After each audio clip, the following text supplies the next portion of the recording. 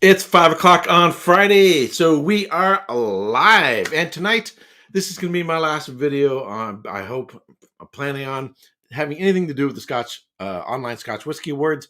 I think some people are sort of getting tired of it. They kind of want to move on. Let's get back into talking about whiskey rather than some award show. And be honest with you, I'm kind of feeling it as well. However, I do want to reveal tonight what I nominated as well as what I voted for and the reasons why. And we'll get into it. But before we do so, here's my intro.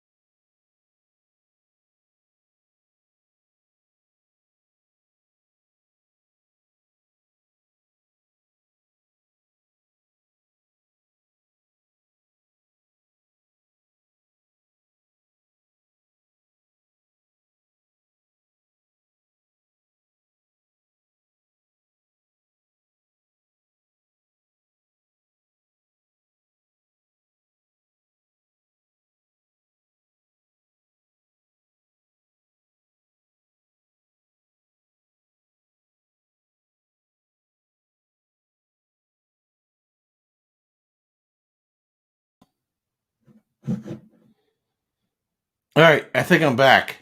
I do not know what the hell happened. Anyway, geez, that's so irritating. Hold on a second. I gotta make another adjustment. Jeez, hold on.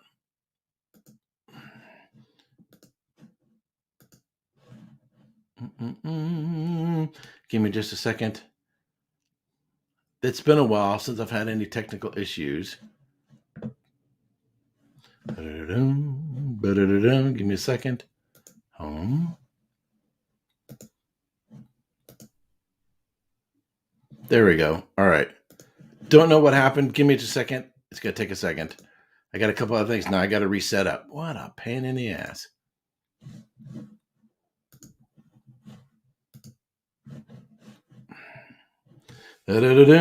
So in the meantime, while I get this stupid stuff set up again,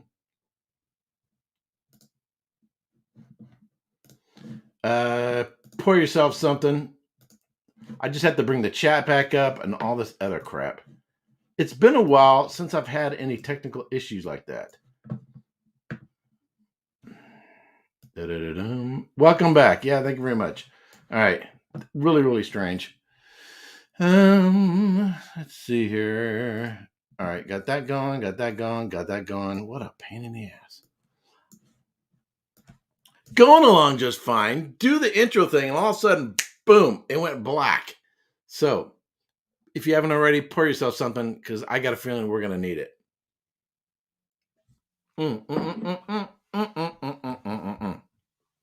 Alrighty. So, What I want to do tonight is I'm going to show you, remind us what the nominations are. And then I'm going to ask you guys, what do you think I nominated and voted for? All right, so we'll do a poll. What do you think I nominated for? And then I'll show you some of the bottles, the ones that I have in stock, and then I'll reveal what it is that, what it was that I voted for. But before I jump into that, let's see here. I want to respond to this. Okay, so Dustin says, the worst whiskey awards ever, or the first step to the greatest thing to ever happen to Whiskey Tube. Find out next on Erik Wait's Whiskey Insanity. I think it's kind of neither.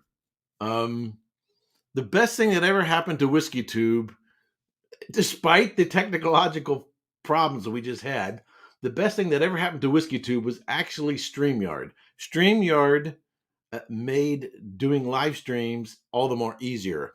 And it used to be using OBS and these other systems, they were less stable. They're a lot less user friendly. It was a major pain in the ass. And having technical problems wasn't just a once in a blue moon thing. It was a constant. You always had problems. They're fewer now, far fewer now than what we used to have. So the best thing that ever happened to Whiskey Tube is actually nothing to do with whiskey, but actually to do with StreamYard. And then hopefully the frequent improvements of whiskey and the availability of whiskey and so forth. So, but I do kind of want to respond to that. He's probably joking, but whatever. I think some people turn whiskey or a lot of other things into a religion. They're too serious about it. We are not solving the world's problems. We're not curing cancer, whatever else. We're just, and you forget, let's have a good time. Let's just enjoy the whiskey. Let's learn some stuff. Let's learn some cool things about culture and history and whatever else, and production and science and all that. Those are the things that I'm interested in whiskey. All right. Too many people take it too serious and get themselves all worked up and rant and constantly complaining about this over and over and over and over and over and over again. It's the same damn thing they complain about. Now, if they think they're going to make a change and so they're going to keep the rant going, I understand that, but let's chill. It's just whiskey. It's just whiskey. And if you think, oh yeah, but it's just such an important thing. Let me tell you something. When your parents die, your siblings die, all your aunts and uncles and grandparents, and your spouse dies, I think you get a better sense of what's really important in life. And it's not wine, it's not whiskey, it's not rock and roll, it's not movies, it's not a gazillion of things that are fantastic in life and to be enjoyed in life. But you start finding out it's people that are really, really important. Relationships are really, really important. And making the most of the use of the time and the short time that you have here on this planet. That's really important. And whiskey is just something to be enjoyed. Let's not get too hung up about it. And so my takeaway from this whole OSWA thing is actually maybe hear about and learn about some whiskeys you never thought of before. Enjoy the discussion. Like the most important thing that's coming out of the OSWAs is the discussions, because it spurs discussions and even debate, friendly debates and discussions about this, that, and the other thing. If that's what it's doing, that's great. Regardless of who won or not, or didn't win, or didn't even get nominated, it's the discussions and the exposure. Oh, hey, wow, that whiskey got nominated. I've never had that. I've never heard of that. That producer, I've never heard of them. Maybe I'll go check them out. If that's what people are taking away is insight in some whiskeys that are very popular among 24 whiskey tubers, then mission accomplished. I think mission accomplished. That's it. We're having a good time talking about whiskey, we're learning a little bit, getting great exposure, and that's what we walk away with. That's great. But if you think you're going to change the world of whiskey and change million, billion-dollar businesses with some whiskey tuber channel or some awards thing, I say good luck. I think you're going to be disappointed. with the outcome of this. I'm not taking this all that seriously. I'm having some fun with it. Obviously, the last time I went live, I was joking about this whole, that it's all cover up for the truth about ancient alien astronauts, and the whiskey originally was a fuel for their spaceship, right? That's how serious I'm taking this. That I'm just joking around about it. So, alrighty. So I want to thank everyone for tuning in.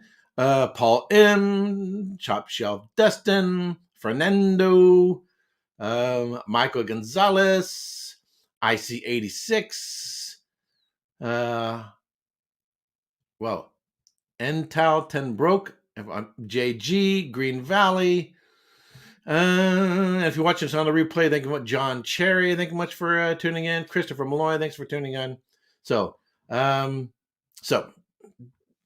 that's my perception. Don't take it too dang seriously. See it as an opportunity to perhaps get a little bit of exposure to a whiskey or a distillery or producer you've never heard of, and let's just enjoy it. That's it. Don't take it too damn serious. All right, take another sip. I like whiskey rants. I find them entertaining. But it's not, none of this stuff is worth getting your blood pressure up. And the day I take whiskey too seriously is when I'm going to stop whiskey. I'm going to go do something else. There are things in life that are much more important. All right. Let's go into the contenders, the nominations. So, actually, I was kind of surprised, and maybe I shouldn't say this because give things away. A high percentage of that thing got goofed up. A high percentage of the things I nominated actually made it to the voting round, and I was kind of surprised by that. What I'm really curious about is what is going to be. I got to bring up the chat because it got goofed up. What is going to be the actual winners at the end? So last Sunday was the end of the voting period. Roy went live last Sunday. Roy went live last night talking about OSWA. Roy has put obviously a ton of time into this. So he actually has a lot of invested into it, as does Ralphie. I'm just some guy who made some nominations and then made a vote. I don't have any blood, sweat, tears, or a lot of labor put into this, really. So I don't have the investment into it that they do. So also, before COVID, I don't know what the stats are now, over 40,000 people are employed either directly or in support of the whiskey industry and whiskey tourism. That's huge. That's and landmass wise, Scotland's only slightly larger than California and only has 1/8 of the population of California. That's huge. So economically, socially, I think culturally, whiskey is much more important to Scotland than it is to the United States. So whiskey is to Scotland what wine is to France. So, I have to sort of put that in that context as well. So let's get into the nominations. And I hope if we do this again next year, I hope to be part of it and continue to give my 2 cents. But the main thing is learn something. So actually, in terms of the nominations and things that haven't been nominated but have been discussed, such as Rasse Distillery, it's Rasse much more come onto my radar as the place I want to go to and visit next time, my third trip. Excuse me, my third trip to Scotland. I've not been to the sort of northwestern coast or the islands over there, which is where I'd have to go to visit, say, Talisker and Rasse and other distilleries over there.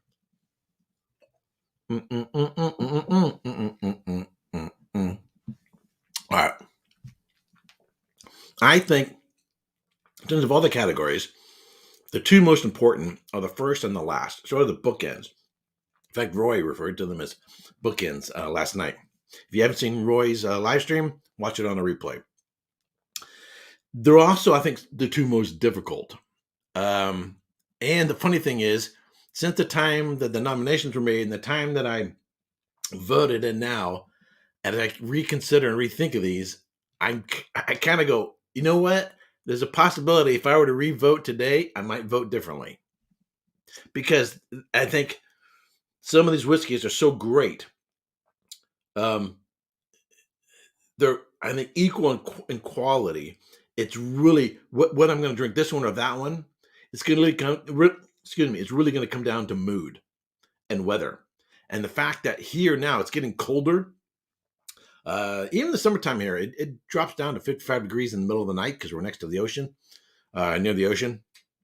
But we're getting the winter. I'm sleeping on the covers, turning on the heater a little bit, right? In colder weather, I tend towards particular styles of whiskey more than I do in the summertime. So if we were doing the OSWAs in the spring or summertime, my votes might be different because there is always a little subjective element to what you prefer or what you think is a better quality whiskey or wine in that context.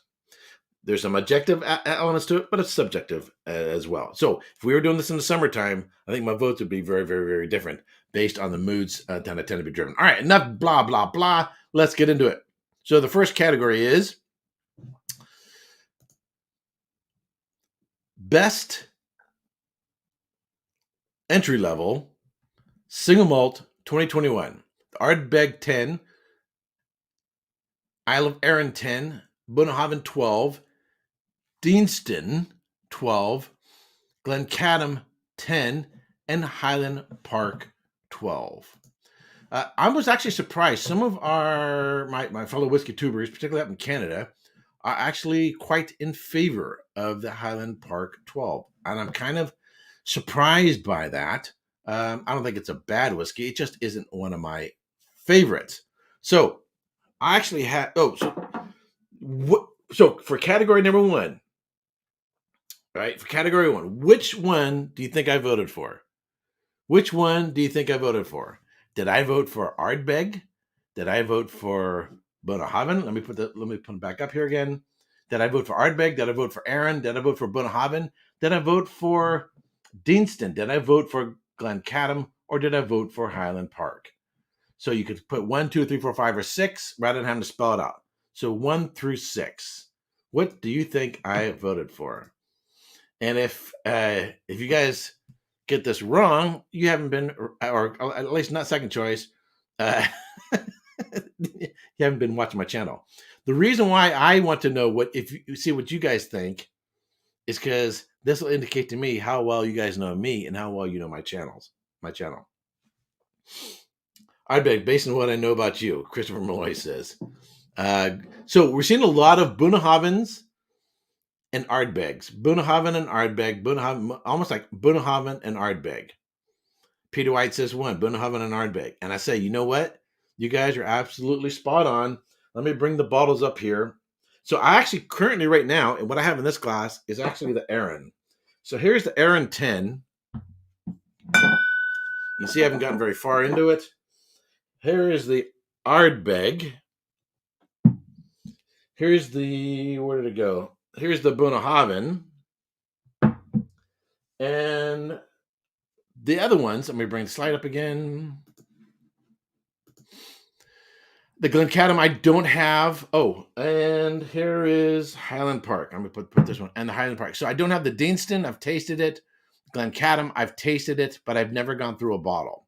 So this is the Highland Park 12, but it's the Ring of Broadgovern. It's a special bottling. Basically, it's raising money, and it's at 46%. So it's a little higher ABV. Ooh, man, I'm really banging around here. A little higher ABV. I picked this up at the distillery. It's a fundraiser for doing the archaeological dig there on the island. So, did I go Bunnahabhain or Ardbeg? Here's the challenge with this category. One, there was a little bit of discussion. What do you mean by entry level? I take entry level as something widely available and something you're going to use to introduce to a newbie. Some people would say, well, peated whiskey, would you really introduce a newbie to a peated whiskey? Or some people take entry level as meaning sort of a baseline, a starting point. The problem here with this is these two are peated, these two are not, and it's sort of apples and oranges in terms of baseline. There's such a different profile. And then this is a heavy sherry cask. This is a more of a bourbon cask. So really, really different whiskeys. Now, straight up, my two favorite distilleries in Scotland, period, are Ardbeg and Bunnahabhain. So hence the reason why most people voted 1 or 3. I have the complete core range plus a lot of special bottles from Ardbeg. I have the complete core, I don't have the 25 or 40. Bunnahabhain has a 25 and 40. I kind of question why that is a core range. And a rep for them basically said it's because it'll always be available. But they're so expensive. I've tasted the 25 at a whiskey bar on the Kintyre Peninsula. Never tasted the 40-year-old. They're just too dang expensive. So I might, maybe for my birthday or Christmas, I'll splurge and buy a 25-year-old. They're over $800. I might splurge for an occasion like that, but other than that, I don't seriously doubt I'm going to run out and buy the 40-year-old. So, Antel Tenbrook says, "Is it your personal preference, or do you think that's the best step into a better whiskey?" Great question. It's going to be both. So, my personal preference as well as what I would recommend, because I'm going to tend to recommend my personal preferences. So these two are in competition of, are these entry level peated? What's the best entry level peated? These are best entry level non peated. One being more of a bourbon cask, the other one being more of a sherry cask. That's how I see it. It's generally said, people tend to say, oh, you wouldn't give a newbie something like Ardbeg that's that big. And yet I frequently meet people, their entry into Scotch was peated, and they really liked peated right off the bat. Some people have to grow into it. Some people will like it right off the bat. So I've heard enough people say their entry into Scotch whiskey was peated and they liked it, that I no longer say I wouldn't introduce a peated whiskey to a newbie. I don't say that anymore, because there's just too many people, even and particularly, let's say like a Lefroy, there's too many people who start their whiskey journey, at least with Scotch, with a peated whiskey, and they like it right off the bat. Alrighty, so I'm going to remove the Highland Park 12. I think it's very nice. Visiting the distillery was awesome. Going to Orkney was like going to another planet, very otherworldly. An absolutely fantastic journey. Really, I liked it. But it doesn't meet my best entry level. The Aaron, I've got this in my glass right now. The one thing I've noticed, certain whiskey tubers, they spend more time talking about the labeling and what's on the label than they do about the whiskey or what's not on the label. So in marketing and branding, you can either go for glitz and glamour or go to the antithesis and go to minimalism. Minimalism in architecture has a distinctive style, and it has its own unique beauty. To everything's streamlined, everything's clean, everything's neat. And it's almost like in the what it does not have makes it more obvious. It makes it stand out because it doesn't have all the fancy schmancy stuff, right? That's actually a marketing and branding scheme, that you go minimalism in terms of trying to be fancy schmancy, because that is actually going to catch more people's attention. It's that it's so plain that it grabs people's attention. Aaron has changed their label, and I think it's genius, and they're gone that direction. The Aaron 10 has changed his label.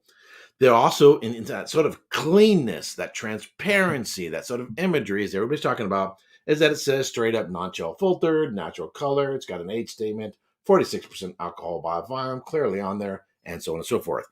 The problem I have with some whiskey tubers, they spend more time raving about this and not talking enough about what's actually in the glass. They're more impressed by the presentation on the bottle because it meets their sort of puritanical aesthetics than what's actually in the glass. So I've got some in the glass. This is more of a neck pour. I had a little bit earlier. I'm having a little bit now. It is very nice. It is very clean. It's pristine. It has a nice fruit character. It has a nice malty character. It has a nice development. It's got some nice vanilla. Apples and pears, a very distinctive maltiness. And has a fairly, I would say, medium to medium plus length finish. It's a very nice whiskey that is honest in its presentation. But I find it more appealing, and it's very nice. I've been to Aaron Distillery. They have a lot of fantastic whiskeys. I find it more appealing in terms of philosophically, in terms of how they do their labeling and how they present the whiskey in terms of non-chill than I do the whiskey in and of itself. But that's just me. This is something, however, I would have more in the summertime, something that's lighter and fresher. And so in the summertime, I would be more inclined towards this because it doesn't leave anything sort of lingering in your mouth or heaviness and has that sort of cleanness to it. So that's my take on Aaron. I would not Aaron. All right. Comes down to Aaron. Excuse me. Comes down to Ardbeg and Bunnahabhain 12. These are two whiskeys that I think have some of the highest quality price ratio. These are definitely two of my favorite distilleries. One, the southern part of Islay, one, the northern part of Islay. They have just the distilleries themselves have such a very distinct personality to it.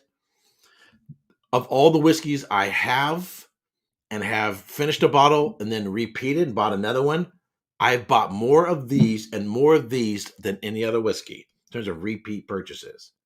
And I will always have, in fact, this is, I think, my 5th or 6th bottle.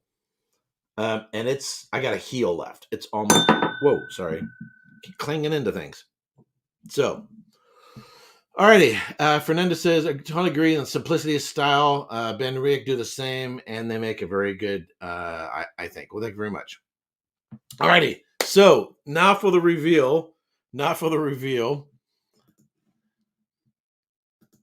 Bum, bum, bum. Okay, no surprises. I voted for Ardbeg. All right, so no one's just surprised. Most people guessed this. However, I would say this. If we were doing this in spring or summertime, I might have gone Bunnahabhain. It's a very, very, very, very close second. However, where I've gone through maybe 5 or 6 of these, I've lost count. Probably 5. This is probably the end of my 5th. I've only probably got, this is probably my 3rd or 4th of the Bunnahabhain 12. The first one I had was the old labeling. And then I've had 2 of these. This is awesome, but these are in terms of a non-peated Islay whiskey, this is the number one that I tend to recommend. It's sort of a balance between bourbon and sherry cask. The sherry cask showed through really, really, really nice. It's got the sweet, salty, and savory. So the things that really ring my bell is sweet, salty, savory, sherried, and smoky. The 5 S's. Those are the 5 S's that for the ultimate for a whiskey. You hit all 5 of those. The Bunnahabhain 12 will hit on the savory note, but doesn't hit on the smoky note. I find the Ardbeg 10 obviously hits the smoky note. It doesn't hit on the savory note. So you're exchanging one for another. Still, if I was going to start the evening and have 2 whiskeys and only 2 whiskeys, this would be my first pour. In fact, I'm going to pour myself a little bit right now. This would be my first pour. And then afterwards, I would follow it up with a little bit of the Ardbeg. Alrighty. No surprises there. I like the fact that you guys are able to pin me down. By the way, if you're watching this on a replay and you caught up through the time I was blacked out for a second, thank you for hanging in there. I'm going to put a comment down below, let people know how long the blackout happens, whatever. All right. So Let me put this down here. Put this down here. I don't have every bottle of everything that's nominated, but I will probably do some shopping and eventually get them all.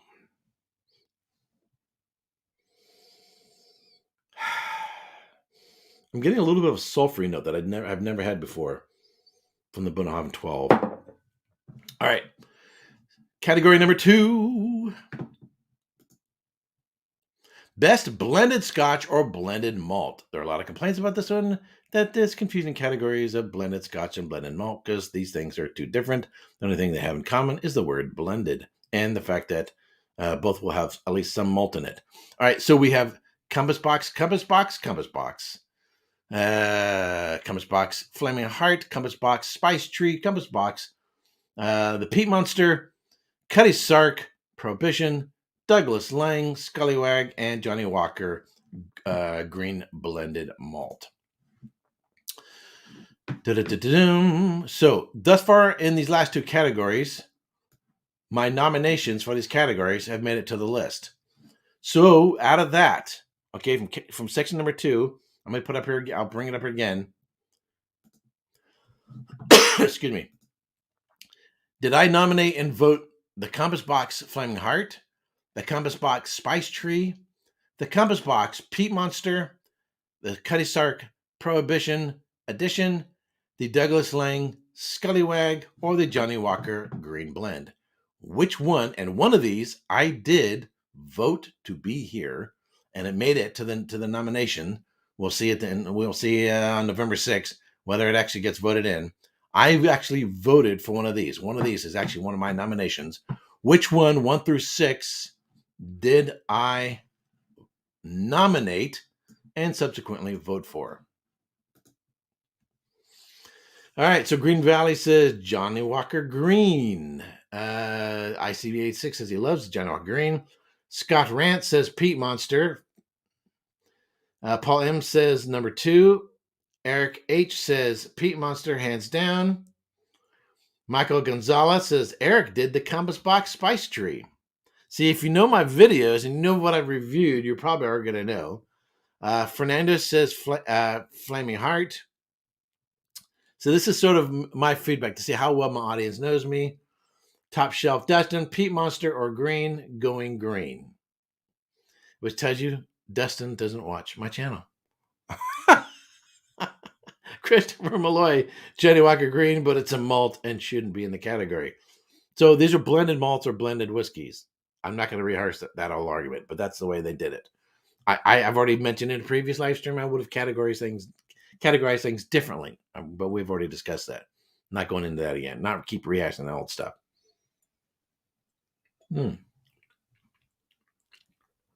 It's weird on the nose. It's not major. It's just a slight whiff. I'm getting much more of the sulfury note that I've never had before on this. Interesting. It's still absolutely delicious. It's sweet on the front, more savory and salty on the back end. Get those dried black fruit notes. You know, that sulfury note could be confused with a little smoke. And I think when first time I had the Bunnahabhain 12, I thought it had a little bit of peat. I think it's because you equate like a match with smoke. So that's why I thought it had a little bit of smoke, or maybe a little bit of peat in it. And I could see other people doing the same. All right. So let me show you the bottles that I have of these. I'll bring the list up again.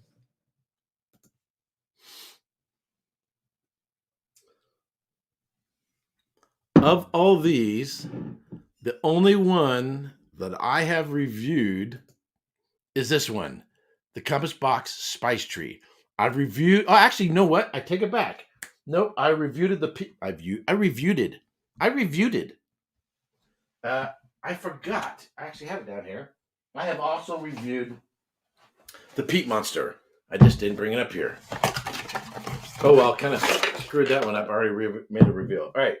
So, only of those that I have reviewed is the Spice Tree, and this is my second bottle of the Spice Tree. You can see how far down on this one, the second one. And this is the oh,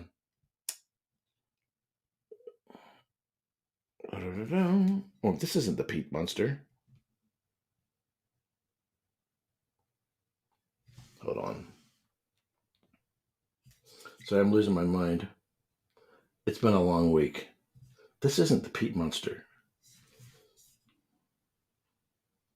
Oh no, it is the peat monster. Sorry, I was having a brain fart there. All right, and the peat monster. Let me bring up the slide. I'll show you right away what I voted for. Boom, right there. Spice tree. So I like the peat monster. It's good. It's a very nice whiskey. I think in terms of the quality price ratio, you can just go for a straight up Isla whiskey, an Ardbeg, a Corey Vrecken, an Ugadal. If you want a peaty whiskey, heavily peated whiskey, and you could pay a lot less. You pay for $100. This goes for over $100. I think it's a nice whiskey. It's a high quality whiskey, very tasty whiskey. I just don't think it carries the quality price ratio. The Spice Tree, last time I looked, if I remember, $80 to $90. This is apple pie. This is fall. This is the holidays in a bottle. Peach cobbler, apple pie, cinnamon, nutmeg, baking spices. This, the imagery I get when drinking this whiskey is the fall colors. The leaves have fallen. It's cool, and all that. And in the kitchen, grandma is baking an apple pie or a pumpkin pie, and you can smell the spices and all that. That's what this whiskey reminds me of. Really, really fantastic whiskey. Really, really enjoy it. I think this is my third I think I've gone through, but the extravaganza, which is probably another $20 to $30, is even better. So the extravaganza is the Spice Tree extravaganza is a better whiskey, but is it price wise that big of in terms of that big a jump in quality as it is in price? That's something to be debated. But a better whiskey than this is the extravaganza. However, for the quality price ratio, I got to go with the Spice Tree. So if you guess Spice Tree, you're absolutely right. So I've tasted the Johnny Walker Green, but I've never reviewed it. So my personal opinion is, and this is just an opinion, just kind of like with people, there are people who are acquaintances. You don't know them really, really well, but you've met them, you've interacted with them a little bit. You can have a whiskey that's an acquaintance. You're acquainted with this whiskey because you tasted it once or twice. Maybe at someone's house, maybe at a whiskey bar, at a whiskey event, the whiskey festival or the bachelor's ball or something like that. So you're acquainted with it, but I really believe you don't really get to know a whiskey in the same way as knowing a person until you spend some real time with them. And so I don't think you really, really know a whiskey until you've actually, really, really know whiskey. And there's different levels of knowing, right? There are people who are friends. There are people who are acquaintances. There are people who are close friends. Their birthday. You know their kids. You've been to their house. You've had dinner together. It's not just merely someone you might go golfing with or someone you work with. It's someone you really know, really, really, really, someone who's really, really close to you. I don't think you really know a whiskey until you've actually completely finished the bottle. I personally don't feel equipped enough to review a whiskey, do a formal review until I get at least down to the label. So from past the neck pour, past the shoulder, down to at least to about this level, try a number of different ways, try it neat, try it on ice, try it with just a little bit of water. And so you've had a number of different ways as well. Then I think you have a solid understanding of a whiskey. But as whiskeys continue to open up and change as you work through the bottle, then you really, really know whiskey. It's Roy Aquavite. He doesn't do his reviews until he's finished the bottle, and as we all know, standing out by the recycling bin, and then gives his comments on it. That's when a whiskey is really, really, I think, solidly ingrained into your brain, into your sensory memory. Alrighty. Number 3. Da-da-da-da. Gotta make sure I click on the right button. The third category is Best Grain Whiskey 2021 Non-Malt. Bain's Cape Mountain Single Grain. Balcones True Blue Texas Corn. Compassbox Hedonism.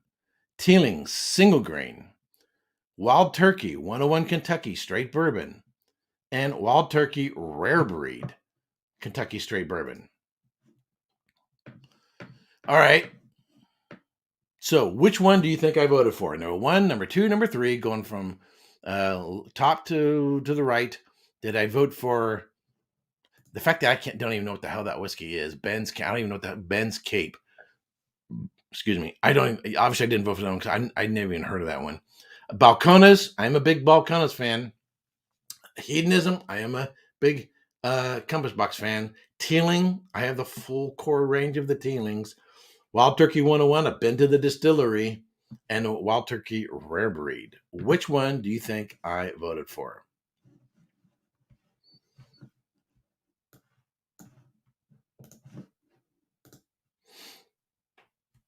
So Fernando says Teeling, I think. Robert G says 2, Balcones.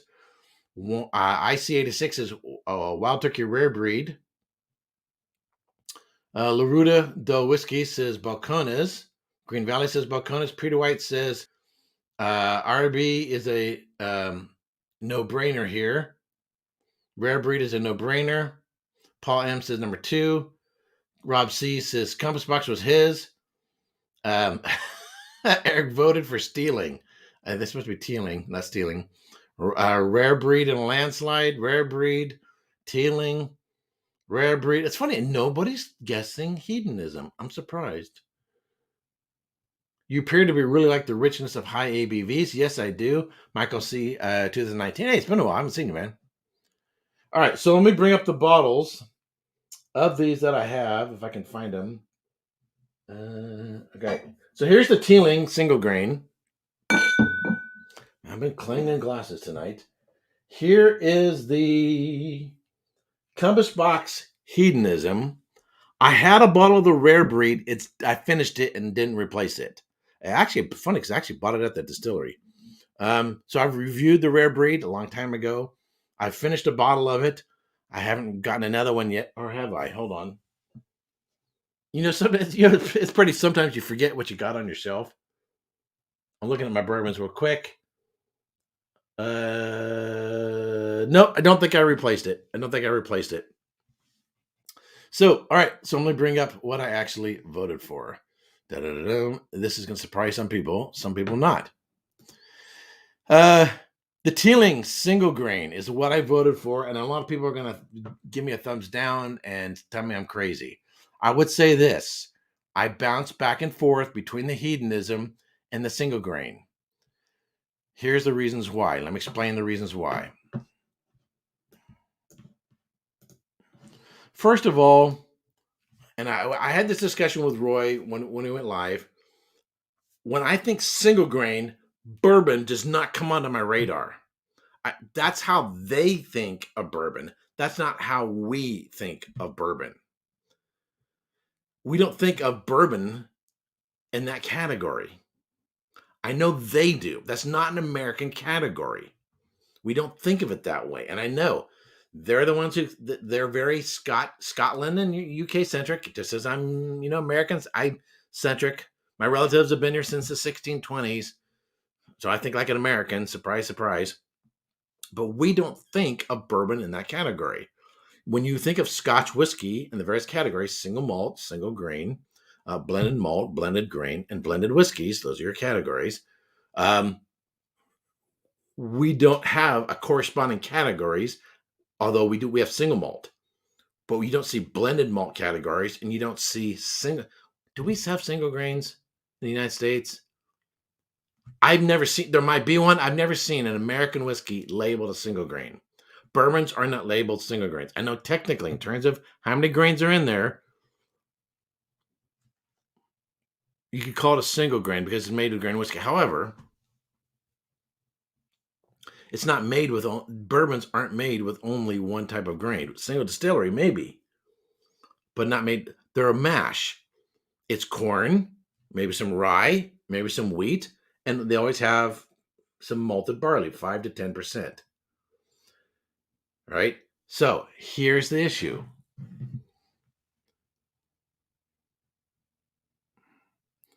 With all those various topical potential grains in there, would that really fit the mold? If they were from Scotland, would it fit the mold of a single grain? I don't know. Probably not. Yeah, probably it would. As long as as long as it didn't go through a column still. As long as it didn't go through a column still, it would. And it's from one distillery, probably would. All right. So, what did I vote for? I'm really stuck between these two. The main challenges has to do with price. In terms of teeling, I think the best whiskeys from teeling is the small batch because it goes generally tends to go for under $30. It's got that rum cast to it. It's good and neat. It's good as a cocktail whiskey. When people, I mean, most of us don't talk about grain whiskeys, period. We tend to either be bourbon focused or single malt Scotch or some Irish. There's no hype about grain whiskeys. We don't go the excellence of column stills, or whatever. We just don't talk about them that way. Whiskey tubers don't spend a whole lot of time on grain whiskeys. One, because consumers, our viewers, don't spend a whole lot of time with grain whiskeys. So why am I going to spend a whole lot of time talking about grain whiskeys when it's not going to get a whole lot of views if you're thinking that way in terms of what choices you make and making videos? But also, they just aren't the star of the show, right? It's single malts that are the star. Even though 90% of all Scotch whiskey is blended whiskeys, it's the single malts that's the star. So that's what we're going to focus on. And so I had a general perception of grain whiskeys, single grain whiskeys, something that would need, decades of age and something that's too simple, something that's just used for blends. That's the way you think until I had the hedonism. This isn't, and as you get more into it and it opens up more, this is an absolutely fantastic grain whiskey. This sort of goes against the stereotype of grain whiskey. So it's an absolutely fantastic whiskey.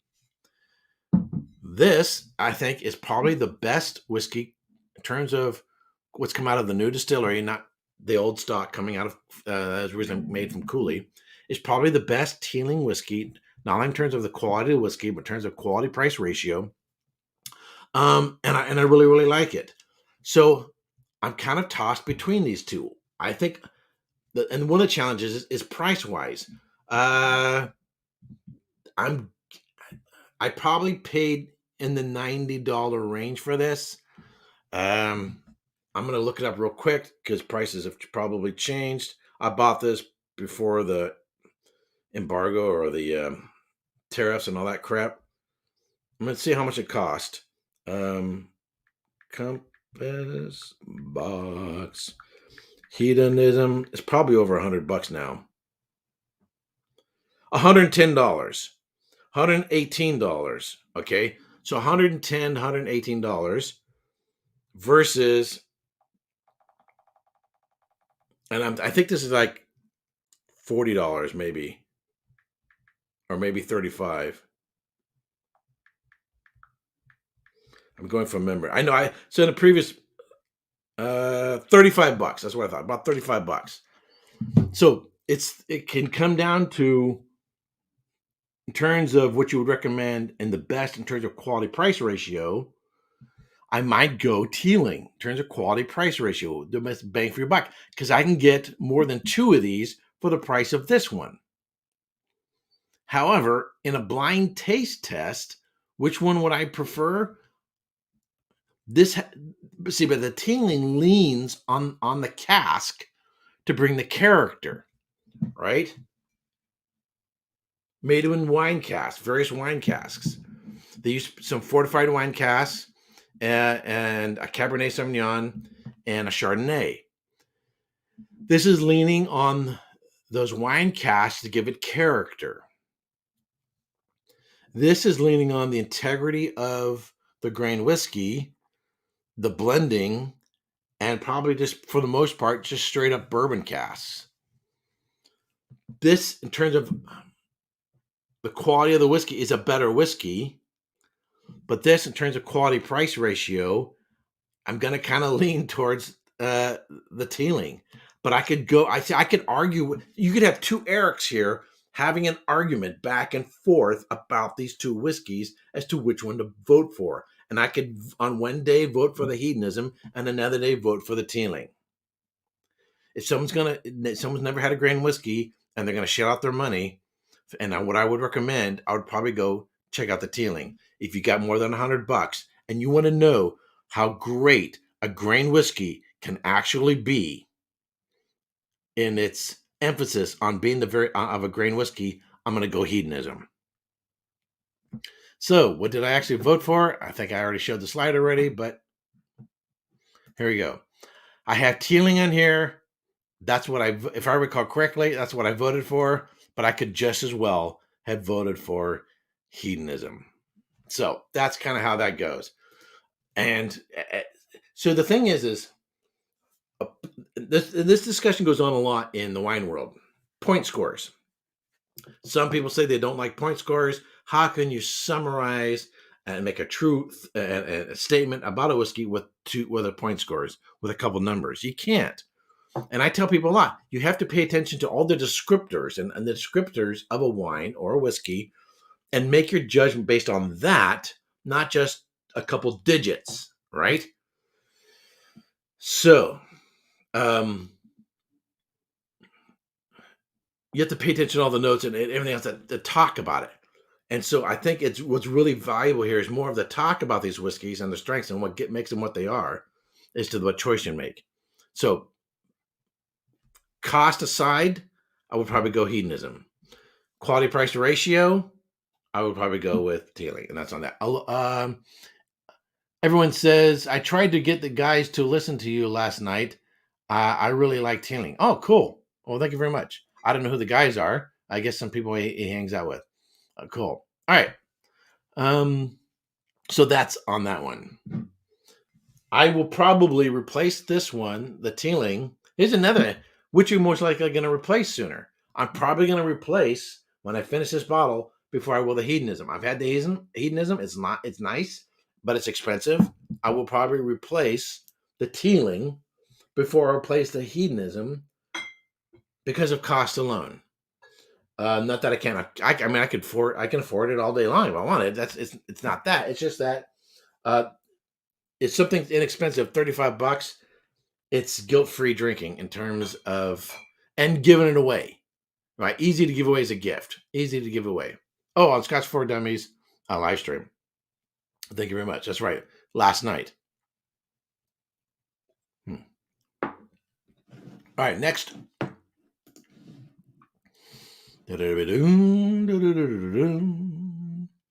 best distillery. The best distillery. All right.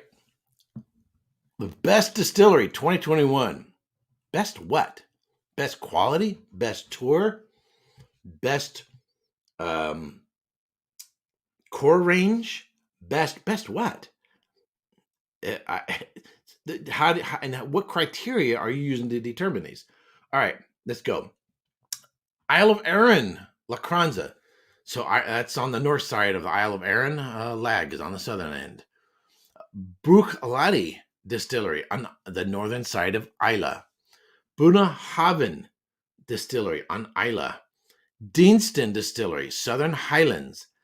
Glenallachie, Speyside, and Springbank Distillery, Campbellton. Now, I have been to all of these distilleries with the exception of Glenallachie, and I have reviewed whiskeys from all of these distilleries except for Glenallachie. So I've been to them as well as reviewed whiskeys from these producers. So, which one do you think I voted for? Do you think I voted for Arran, Bruichladdich, Bunnahabhain, Deanston, Glenallachie, or Springbank? And this is, I'm going to say this, there's probably two in my mind that are competing with each other. There are two of these distilleries that are sort of competing with each other in my mind. I could go this way and I could go this way, and I can make arguments for this one and I can make arguments for that one. This is one of the most challenging.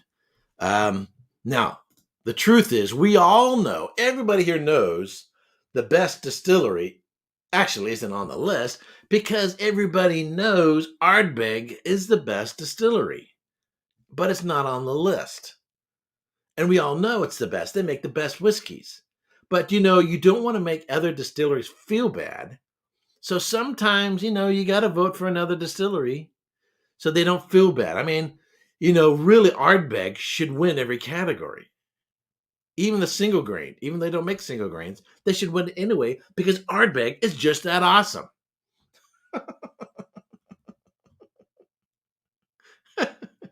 So, which one do you think I voted for?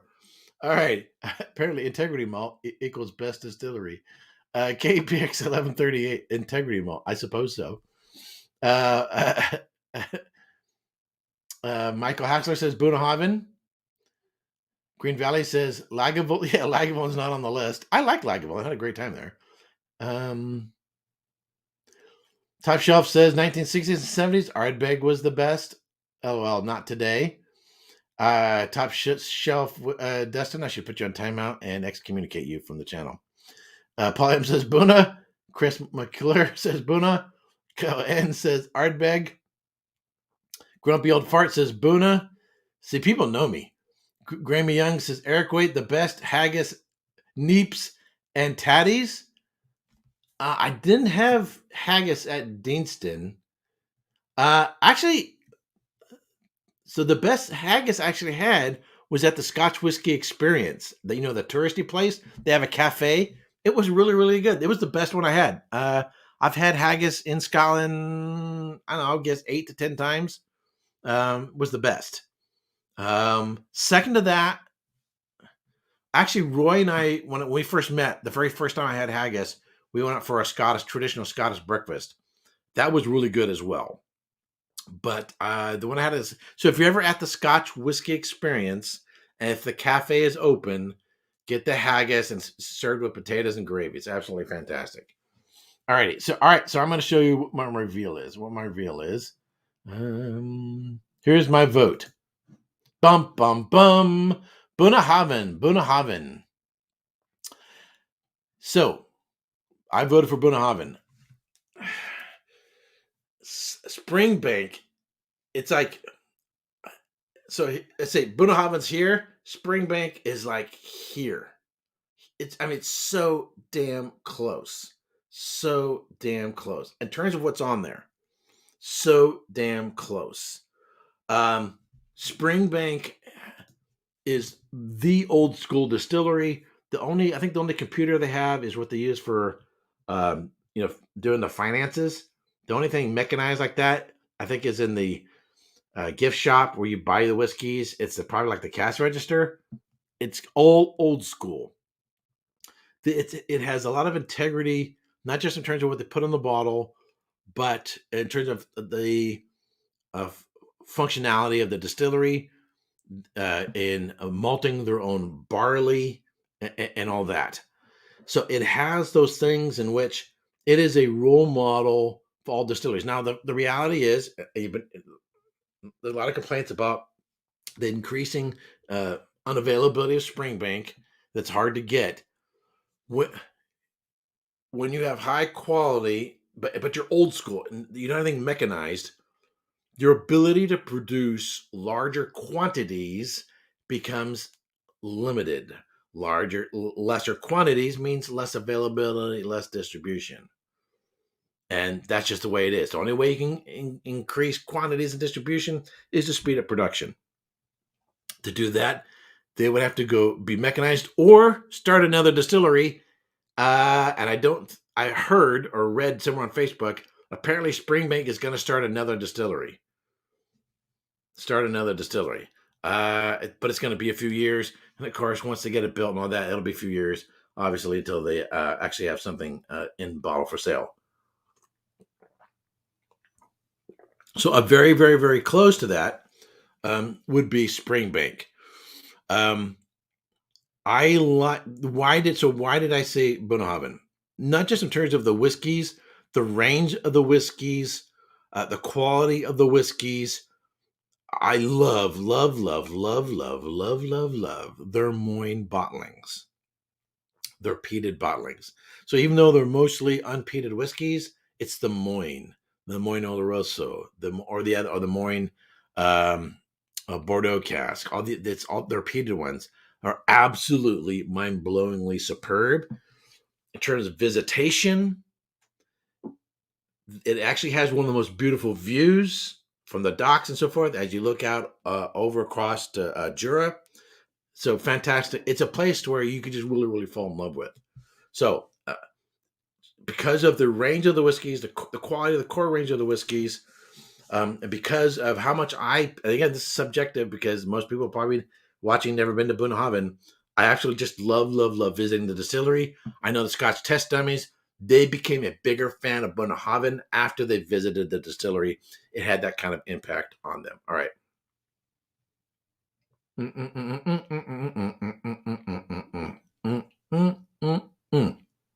Moyne, to me, is Gaelic for buy me. So if you see a Bunnahabhain with Moyne on it, just buy it. In fact, buy two of them if you can.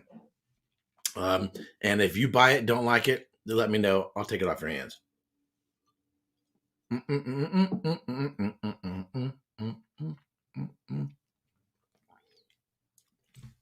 There's that barbecue character to the Bunnahabhain 12. There's a saltiness. In fact, it's more salty now than I think I've ever experienced before on the back end. It's got those dark, dried black fruit notes into it. It has a sweetness up front, goes savory toward the middle. So other than it's not smoky, although you get a little of that smoky-like character with the sulfuriness of it, it's really hitting just almost all the bells for me. It's just really ringing them. Everyone says the best of choice was like picking your favorite child. Exactly. I don't have any children, but basically that's what it's like. Really challenging, and I can't fault anyone for going to any of those. The Glenallachie, I've not reviewed any Glenallachies, but I have tasted them. In fact, the last time I tasted one at the Bastards Ball in the Vault.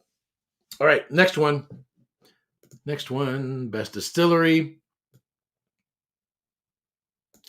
Beck's Independent Bottler. This is probably the most challenging for me. I shouldn't say too much.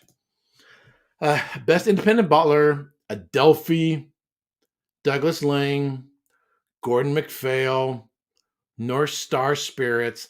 I'll tell you straight up, I never even heard of North Star Spirits. Signatory, and the Scotch Malt Whiskey Society. Which of these do you think I voted for? If you've watched my channel, you're gonna be challenged with this. Anyway, so what do you think I voted for? I'm not gonna say too much. I don't want to say too much. Adelphi, Douglas Lang, Gordon MacPhail, North Star, or Signatory. You know it wasn't North Star because I never freaking heard of it. You can't vote. You could vote for something you never heard of. Our Scotch Malt Whiskey Society. All right, what do you think I voted for?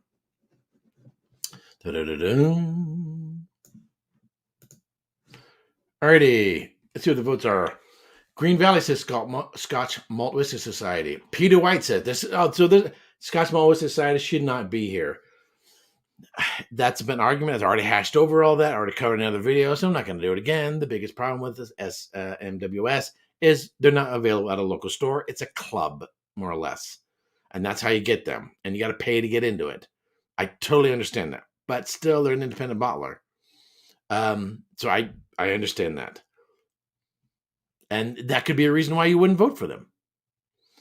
Everyone says, anyone know why Compassbox was not nominated as independent bottler?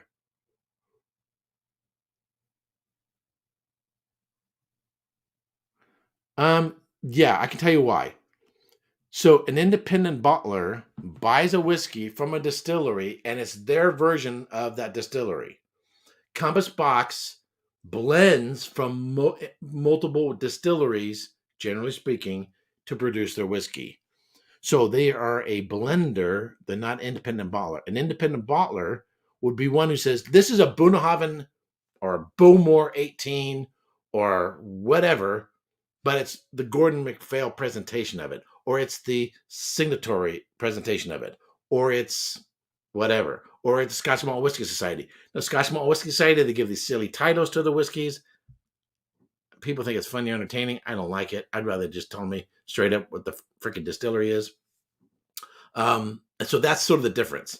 Is Compassbox is taking from multiple distilleries casks, generally speaking, unless they do a single grain or single malt or a single distillery, and blending from multiple. So it's an independent bottler in terms of they're not distilling whiskey on there, but when you think of independent bottlers, it's someone who does a whiskey of a distillery, but it's their particular presentation of it. Here's an example. So here is, this is an Old Particular, Douglas Lang, Old Particular Bowmore 20-year-old. Old Particular, so what's the distillery? It says right here, Bowmore, 20-year-old, but it's independent bottlers, Douglas Lang, Old Particular. And so the best Bowmores aren't the distillery releases, unless maybe they got something you can get at the distillery when you actually visit. The best Bowmores are actually independent bottlers. All right, so I hope I clarified that. So this is an independent bottler. But if they start blending in a bunch of other whiskeys to produce a whiskey, they would be just a blending whiskey, not. It's just the way the term is used. All right. In some sense, technically, you're correct because they're not distilling and aging in that way. But we think of independent bottlers as presenting that distillery's whiskey with their name on it, and yet it's their particular presentation, which they tend to go higher ABV, non-chill filtered, not uncolored. And that's why you can get a better Bowmore from an independent bottler than you can from. All right. So what did I vote for? I voted for Scotch Malt Whisky Society. I could change my mind on this over to Douglas Lang. I could easily change my mind to Douglas Lang. Why did I choose Scotch Malt Whisky Society? Here's the reason why. Again, you can only vote for what you've had or what you've done. I've been a whiskey tuber since April 2016. So over 5 years. If you do one video a week, say you're just doing reviews, one a week, then you're doing 52 whiskeys a year, 52 times, let's say 5, just to make it easy, 260. That means I would have, is that right? Sorry, I'm tired. What's 5 times 52? The answer is 260. Yes, 260. So if and of course you taste whiskeys at events and at friends' houses and people send you samples and you're at a whiskey event or whatever. So you have that experience as well. But whiskey tubers probably on average drink more whiskeys, more variants of whiskeys, and have more exposure to whiskeys than the average consumer because we're doing videos. The average consumer doesn't do this. They don't buy this. In fact, I would not have all these if I wasn't a whiskey tuber because I wouldn't have that drive to constantly come up with content. I probably wouldn't be buying this much. Although my wine collection is like this, and I'm not doing wine videos anymore, but that's because I'm, of my wine background. So you can only vote for, nominate what you've had. So I don't know what the average whiskey tuber that is involved in the 24 whiskey tubers. Obviously, Rafi's been around a long time. How long have all these various whiskey tubers been around? How often they do videos? What's their exposure and so forth? On my whiskey journey, if I'm studying distilleries, I want to know their core range. I want to know their history. I want to know their production methods. I want to know them. And so I focus on what they release to the public or what I've picked up from the distillery. Consequently, I don't emphasize or haven't spent a whole lot of time on independent bottlers. Eventually I will, but in terms of my trek, I'm going to go this distillery, I'm studying this. It just hasn't been a major pressing issue of need to study and get familiar with independent bottlers. That being said, I've had some Douglas Lang and Scotch Malt Whiskey Society. A year ago, I did an advent calendar someone sent to me. In fact, you might be here today. Amy and George sent me an advent calendar. It was all Scotch Malt Whiskey Societies. I did short videos on them. So in a month or so, I tasted 25 Scotch Malt Whiskey Societies. That's in a month tasting 25 Scotch Malt Whiskey. That's far, far more than I've experienced from any other independent bottler. So how many have I had from Douglas Lang? I've done a Bowmar and a Highland Park. 2. Delphi, 0. Signatory, I had some samples from Signatory, little Signatories. So obviously I could either not vote at all or vote for based on what I've experienced. So I voted for Scotch Malt Whiskey Society.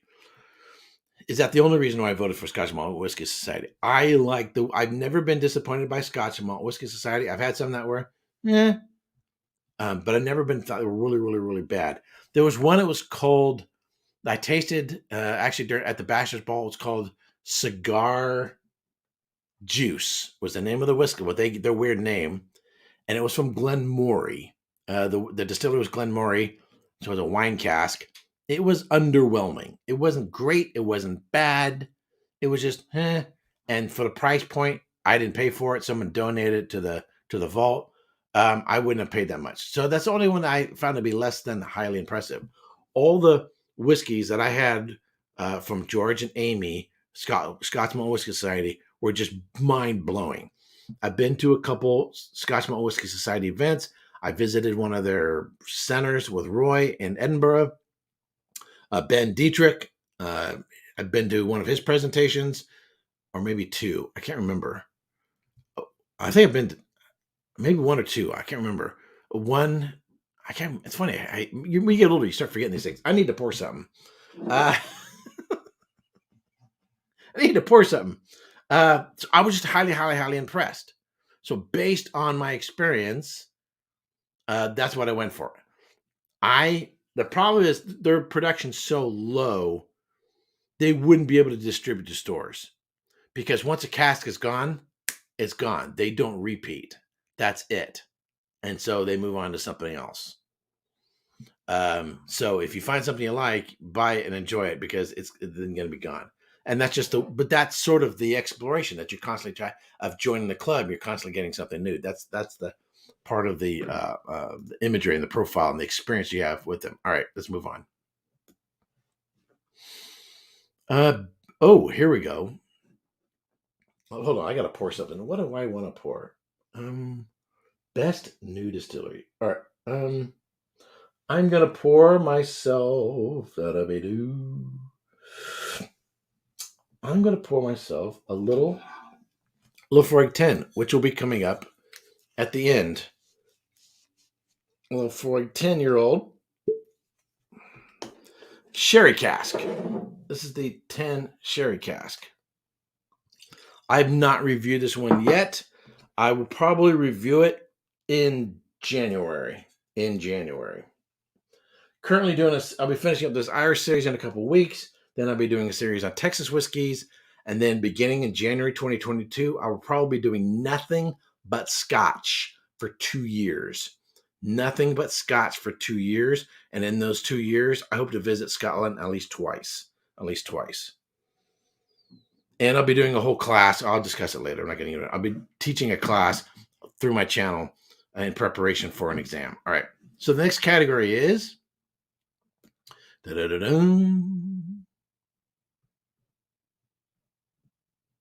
Best New Distillery. Here we go. Best New Distillery. Ardnamurchan, King's Barnes, Lindora's Abbey. I had never heard of Lindora's Abbey before this. Nickneen Distillery, Torvaig Distillery, and Waterford. Now, the challenge with this one is best new distillery. If it's a new distillery, how much whiskey do they actually have out there that you can try? Now, if you're in Scotland, maybe you can get these. Or Ireland. Actually, Waterford's from Ireland. So how many of these are really getting into distribution so that anybody can try them? That's the challenge. And as I said before, I had never even heard of Lindora's. I'm familiar with Ardent American and their story. King's Barnes, I heard of them, but not really familiar with it. I'm already giving it away. So what do you think I voted for? I already probably gave away too much information. What do you think I voted for out of all these? What do you think I voted for? I probably already screwed up. We already gave it away. So what do you think I voted for? Lafroig 10, Sherry Cask. It's very Lafroig up front. Michael says Ardent American. IC86 says Ariana. I don't know what that. 100% Pure Mustard says Torvaig. Mike Bennett. Hey, Mike says Ardent American. Obviously, Eric voted Balcones. Balcones isn't a new distillery. They weren't on there. IC86, Ardent American. Probably because I mentioned it more, but Waterford maybe. Fernando says Waterford. So this was actually another there's a lot of controversies. Controversy is not a bad thing. It gets people talking. It gets people discussing. As long as we don't get pissy about it, it's going back and forth. That's fine, man. It gives us shit to talk about. It's better than talking about freaking politics and all that bullshit or COVID. I'm sick of hearing about effing COVID and freaking, fuck Joe Biden. I'm sick of all this shit. I'd rather talk about whiskey. All right. This gives us something else to argue about. There's nothing wrong with that. So, yeah. So starting in 2022, and it's for academic reasons, not just because of preferences. I'll be starting 2022. I'll be almost completely focused on Scotch because I'm studying for exams. Although I'll probably have to do some stuff in some Japanese along the way. All right. So I'm going to give you my reveal. I did vote for Waterford. A lot of people were pissed off about this. A lot of people, this is probably the only controversial one out of all this, and that's the one I voted for. The people who don't think it should be on there is because they didn't think the quality of the whiskey was all that in comparison to the other distilleries. But here's the thing. One, in terms of new distilleries, Waterford is actually getting more distribution now, at least in my area. I'm seeing these at Total Wine & More. I've seen these at K&L. They have gotten more buzz in terms of talk because of, the whole terroir thing, the uniqueness of the production, the uniqueness of everything is so unique about it. And that's so distinct. And I think the whiskey. So I have one Waterford. It's right here. And I had Jim Ingram on from Whiskey Novice. And when I talked with Roy, that basically my perception of this bottle, this is one of the early releases. This is the Single Farm Origin Dunbell. My perception of it is it's like a violinist who's a freshman in high school, and you just go, wow, that person's really, really gifted. That's a really talented young person. But they will be in better, and they will be something when they get older. You wouldn't buy a record from that person, with that person necessarily, but that you can recognize the talent.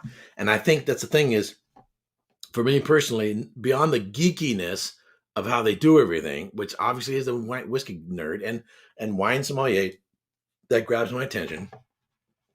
But because I can see the potential in it and where they're going to go.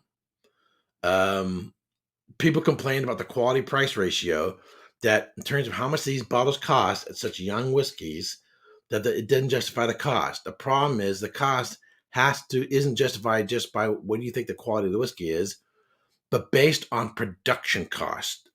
they can't sell it for less than what it costs to make. The more hands-on you get, whether you're talking about a wine, hand selecting, harvesting grapes versus a machine that goes through and harvesting grapes, hand picking and sorting grapes versus just a random, you get all kinds of material other than grapes going into your wine. The more hands-on you go, the more meticulous you get, the more expensive it gets. That's just the way that your overhead costs increase. So that's the reason why it's so expensive. I bought this only for an academic purpose, and that reason only. Fernando says the curious thing. Hold on, I gotta move back up. Says the curious thing is it's considered availability on the bottles and brands or for nominations. How is that applied to new distillery? I don't know if that applies to every new distillery. Like Rasse. I mean, there was a lot of people complaining that Rasse should have been on there. I've heard of Rasse. I bumped into the owners. I met the owners in Edinburgh. And, oh, hi, we own Rasse. And, I think they gave me a card. I don't think I still have it. I might somewhere. Oh, never heard of it at the time. Oh, that's interesting. Never heard of it.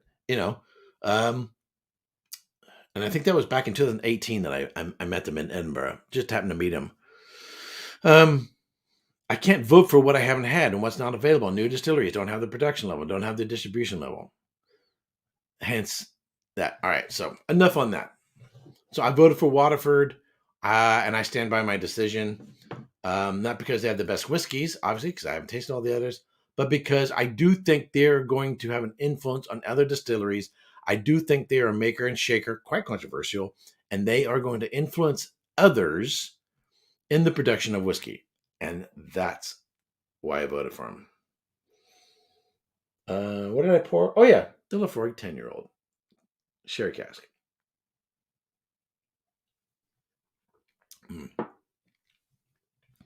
On the nose, you get a lot of sort of, if you're familiar with Laphroaig 10, I'd say classic Laphroaig 10 notes. On the front and in the finish, classic Laphroaig 10 notes. You get that chocolate mint character on the back end in terms of the salt, the briny, the smoke, and the ash. Classic Laphroaig 10 notes. The sherry cask is in the middle. Where the sherry cask really shows up is in the middle. It doesn't carry all the way through. However, my review won't come out until January.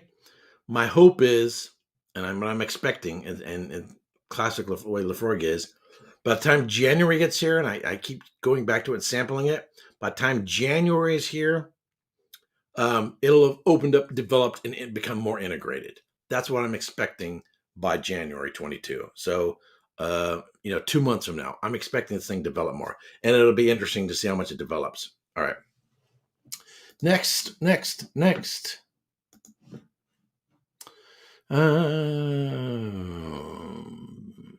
Best world whiskey.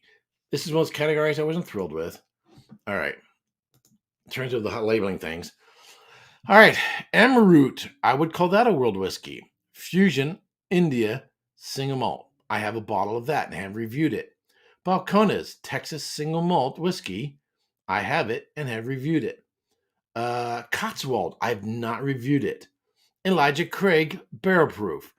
With Scott and Bart called the Wow. I have had one and reviewed it. I viewed this. It was a C19. The problem with this is they do batches and they're not always the same. The Redbreast 15. I've not had the 15. I've had everything else. And the Redbreast 21-year-old. I've tasted it. The 21. I've not reviewed it. Now, a person could vote for a Redbreast, even if they didn't necessarily have these two, but they go, look, I think the Redbreast 12 is so awesome. The 15 and 21 must be even better. Therefore, I'm going to vote for those because I know Redbreast 12 is my favorite. Therefore, even though Redbreast 12 isn't on the list, I'm going to vote for these 15 or the 21 because they got to be even better. So if I would vote for the Redbreast 12 over all these, I'm definitely going to vote for either the 15 or the 21. I could see someone thinking through that process. My biggest issue is, okay, no, so what do you think I voted for? Let me know. What do you think I voted for? What do you think I voted for? And I'll take this off here real quick. What do you think I voted? I know I just talked a lot about Redbreast, so maybe think I voted for it. So what do you think I voted for? What can you get from Japan? I'll have to say that for a whole nother discussion. Actually, the best Japanese whiskey channel, if you want to learn about Japanese whiskey, is Kenpai Planet. That guy does not only in terms of doing the whiskeys, he's a Scotsman on Japanese soil, but the quality of his videos are fantastic. He does a great job. So I almost feel like, gee, why bother studying Japanese whiskey into videos? Because his are going to be better than mine are. All right, so Grumpy Old Fart, Redbreast, Michael C. 2019, Amroot. Michael Bennett says Balcones. Grammy Young says Balcones. Robert G. says number 2, Balcones. Destin says otherwise Amroot. James Morgan, Amroot. Texas is up and coming. Chris McClure says Balcones. All right, so I'm going to let you know what my vote is. Da-da-da-da. So I have here, I actually have the Amroot, but I didn't pull it up here. I don't have as much space here as I would like to have. All right, let me just pull it up. What my vote actually is. I voted for Balcones. This is challenging. So I don't think of bourbons as world whiskeys. I think of world whiskey. I think of, okay, so you have the major whiskey producing countries is Scotland, Ireland, the United States, Canada, and Japan. Anything other than that, in order to put into a classification, you lump it into world whiskey. American whiskeys are American whiskeys. They're Japanese. They're Japanese. God, I'm tired. I think bourbon. When you think American whiskey, is bourbon. Canadian whiskey, you're thinking rye. Japanese whiskey, you're thinking a Japanese take on a Scotch whiskey. So Irish whiskey is Irish whiskey. I don't consider it a world whiskey. A world whiskey is anything that doesn't fit into those 5 major whiskey producing countries. That is actually how the term world whiskey is commonly used. Everything I've ever read or heard in using the term world whiskey means a whiskey other than those 5 countries. And that's why I disagreed on this one in terms of the categorization. However, out of these, the Amroot Indian Fusion whiskey is an absolutely fantastic whiskey. I think about $60 to $70. It is using Scotch barley that's been malted and Indian barley that's been unmalted. I've never had Cotswold. The Elijah Craig Barrel Proof is it's my first go-to. I think it's the highest quality price ratio bourbon, but I don't consider it a world whiskey. That may have influenced the way I voted. But if you're talking about bourbons, if you had a bourbon category, that probably would have voted for. And the same goes for the 2 Redbreasts. I like Redbreast. I like it a lot. Some of the best, I think, Irish whiskeys, but I don't consider them world whiskeys. And we've had this discussion. I'm going to say at this point, and again, you feel free to disagree with people you like and are friends with. I think more than Rafi and Roy should have been on the committee for working on this. I appreciate the work they put into it. They put more work into it behind the scenes, I think particularly Roy, than we'll know. And I totally appreciate the work they put into it. That being said, when you're looking at doing something that's going to be significant and important, you're looking at a committee. Committees, I would say 12. A committee of 12. Jesus had 12 apostles. A committee. That wasn't one of the best committees either. Bunch of jackasses. Anyway, they all fled.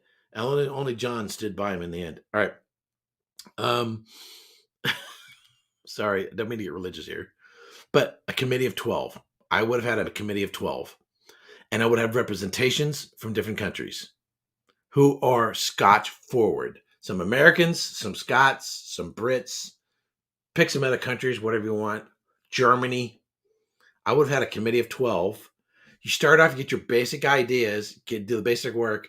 Then you bring in, layers of people and layers of voting. Expand the group, and even you could do an offline, no one else would see it. You could even have everybody sign an NDA, non-disclosure agreement, right? Or just an honorman or a gentleman's trust.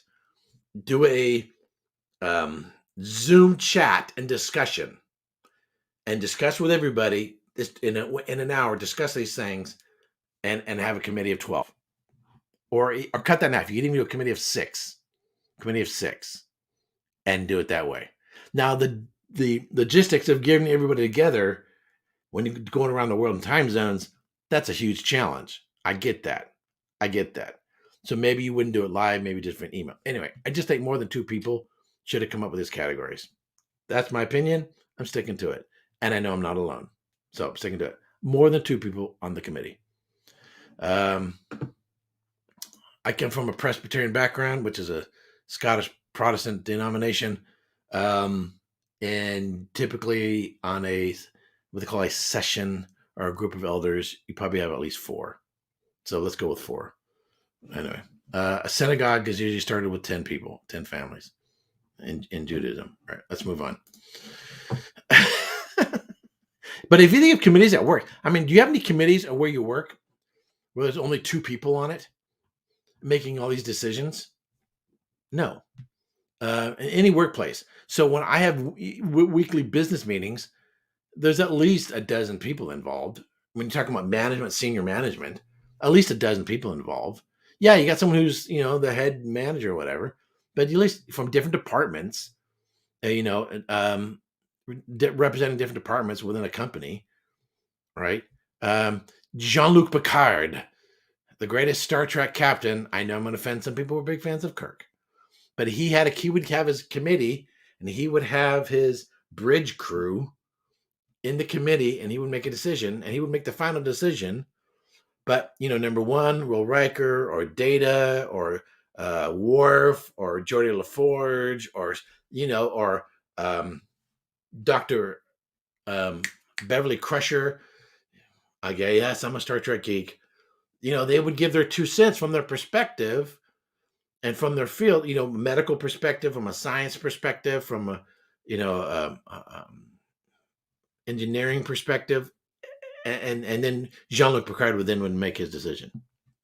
That's kind of how I approach the things. All right, that's my opinion. Dustin says, have you seen The Office?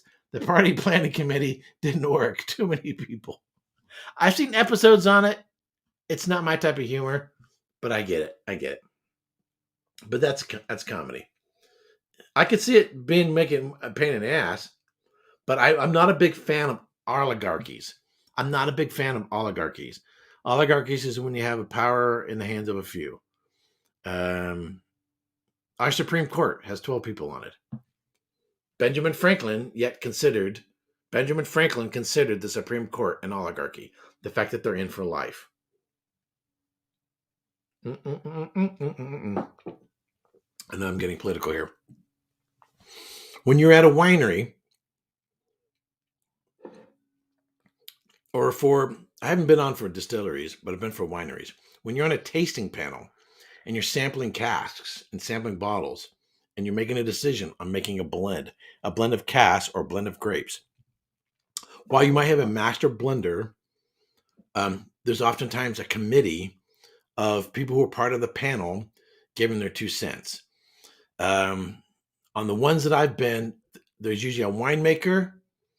There's myself, who's a sommelier, and there's usually the owners, because their name's going on the bottle, and that kind of thing. And usually someone from the outside, someone who's not part of the business. But you usually have more than 2 people. All right, that's just my 2 cents. Let's move on. Next. Am I volunteering to be on that committee? Not necessarily. I'm a busy person.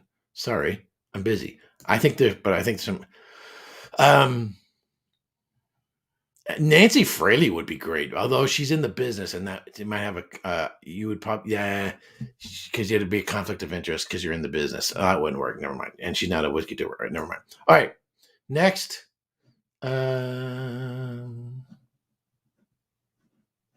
Best single malt. Wow. Best single malt Scotch whiskey. All right. Aaron 10 again shows its head. Glen Scotia, Victoriana. Glenallachie, 10-year-old. Lefroy 10, Sherry Cask.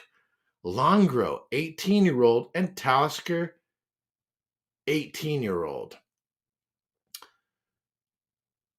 I'll tell you this.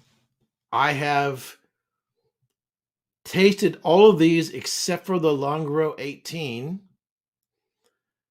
I've not reviewed a Glenallachie. Most of my Longro experience is with the Longro Reds in the wine casks.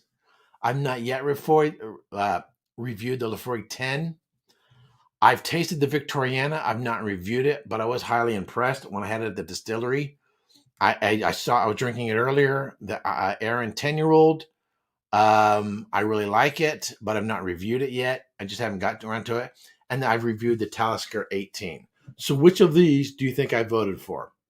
And I'm more interested in your perception, how well you know me. Not to be sort of self-centered, egotistical kind of way. I'm just curious in terms of you watching my content. What do you think I voted for? Michael Haster says Lefroy 10. Michael C 2019 says Victoriana. Fernando says Lefroy 10 Sherry or Victoriana. Grumpy Old Fart says he wishes he tried the Longro. Grammy Young 18. Talisker 18 is just so amazing. Mike Bennett says, I'm guessing Talisker 18 since you loved it. Chris McClure says Lefroy. Robert G says number 4, Lefroy. IC86 says Victoriana. Grammy Young says the Longro. Jack the Pickled Hound says Talisker 18. All right, so I'm going to bring up, let me show you this, bring up this, who I chose. Okay, these were the selections, and I'm going to bring up a couple bottles. This one, and of course, where did I put it? And this one. All right. Now I'll show you what I chose. I chose a Lefroy 10, but if I were to make a decision again tonight, I would probably go back. I would choose the Talisker 18. This is really, really difficult for me. So the problem with the other one, the Victoriana, I'd had it. I was impressed. I was actually at the distillery. I was like, wow, this is great whiskey. I didn't know if it was one I would want to buy and put it in my suitcase because at this point, I didn't know how much more I could fit in a suitcase. I'm sort of, you can only fit so much. So I took out my smartphone. Yes, I can get it. I can get the Victoriana, I think for $85 here. So it's available, but I've not reviewed it. But it is a fantastic whiskey. Recently, it's been getting a lot of talk. The Aaron 10, I'm going to show the list again. The Aaron 10 is very, very, very nice. Not reviewed it yet. The Glenallachie, I've tasted it. Not reviewed it. The 4010.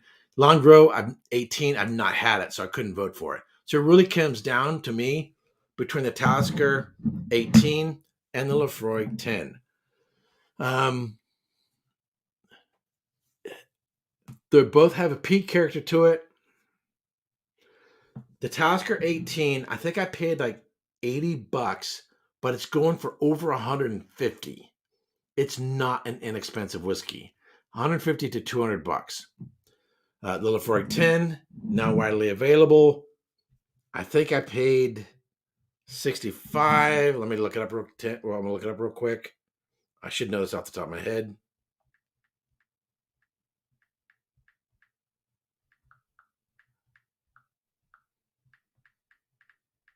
Sorry about this.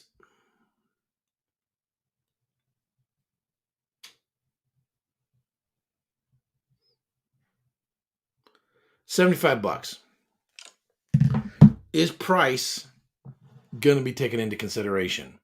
And I had to go not just what I paid for it. So I got this for like $80, but I got it from someone who owns a store, a retail store. He was able to get me a really good deal on it.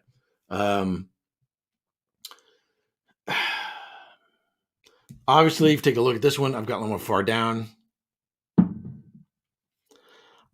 I'll be honest with you, I would change my mind tonight. If I were to, I would go Talisker 18 is what I would go for. Hey, Cheech, thank you very much. Cheech says, if you've not subscribed to Erik Wait Whiskey Studies, why not? Do it now. Subscribe and set notification to all. Thank you very much, sir. I greatly appreciate it. I don't know if I've ever seen you on my live stream before, but thank you very much. Hey, First Full Whiskey, how you doing, man? So if I was voting tonight, I would vote for the Talisker 18. The layers of complexity, the development, the richness, the well-integrated peat and spice character, the fruit character. It's well-rounded. It has a lot of depth. It has a lot of breadth. But it's so damn expensive. But it is generally wide. You can find it, but you can find it. The Lafroig 10, probably haven't really spent enough time with it. But there was this immediate, you can have something that's just like immediately, boom, just grabs your attention. The Lafroig 10 Sherry Cask just really grabbed my attention. And I had the wow factor from it when I first, just from the neck pour. And, I usually talk about don't judge a whiskey by neck pour. I had the wow factor from the neck pour. I really liked it. Really liked it. But hindsight, if I were to think again, I probably would have voted for Talisker. It's an absolutely fantastic whiskey. If you're trying to stay under $100, obviously you're gonna have to go with the Lafroig 10. Alrighty, so now I am super curious as to what the actual winners are gonna be. I'm just gonna just put myself on record. I'm gonna run through these real quick, and who I think the actual not who I want to be the winner, but who do I think the winner is gonna be? Who do I think the winner is gonna be? And I'll go through this real quick. Best entry level. There's been so much hype about Aaron. I think the Aaron 10 is going to win it. Even though I would have voted for two different ones, I think the Aaron 10 is going to win. Just based on the amount of hype that goes into it. Best blended, it's going to be, I don't know which one. It's going to be one of the Compassbox. I'm going to go Spice Tree. I'm going to say Spice Tree is going to be voted for. I think I was right in my vote, and I think that's going to be the winner. I think that's going to be the winner out of them. But it's at least going to be one of the Compassbox. I'm curious to see how correct I am or how close I am. Best grain, it's going to be the hedonism. Hands down, it's going to be the hedonism. I think I think Scotch drinkers don't drink that much bourbon. I think the only real bourbon a person who has a heavy bourbon emphasis that was in the voting, I think, was Jason Mash and Drum. I think hedonism is going to be the winner, even though I'm voting for Balcones. Best distillery, I think it's going to be Springbank, even though I voted for Bunnahabhain. My second close was Springbank. I think Springbank is going to win. I'm really curious as to if I'm going to be right. But this is based on my perception of other channels and how much talk there is. I'm gonna guess Springbank is going to be the winner. Best independent bottler and the foggiest idea. I'm not going to put it there. And the foggiest idea. What I think will be the winner. I'm just a guess. I'm gonna say probably Douglas Lang. But I don't know. You don't hear a whole lot of talk about independent bottlers. And that's what I'm going on. It's based on what everybody's talking about. Best new distillery. There's been a lot of talk about Tory Vague.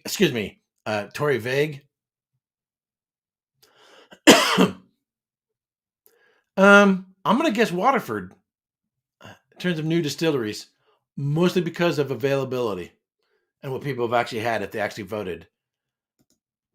But again, most of the talk I'm aware of is what whiskey tubers are talking about, not necessarily what the viewers are talking about.